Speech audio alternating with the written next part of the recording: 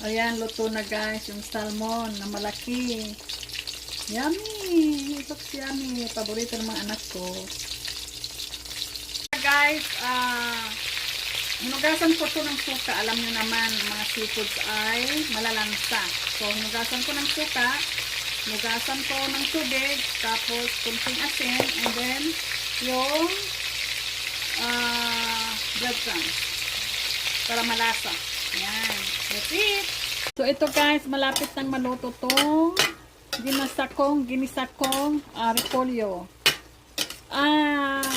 Pag maglagay ka ng maraming kamatis guys, hindi mo na kailangan maglagay ng tubig kasi nagtutubig din kamatis. Isang malaking kamatis lang nilagay ko guys. Tapos kunting tubig lang. Ayun na yun oh. Ayaw ko maraming tubig kasi hindi na ano yun.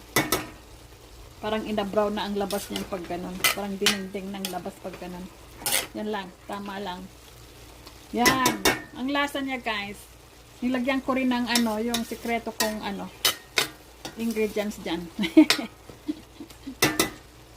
Yan. Kaya malasa. Tapos yung ano, oyster sauce.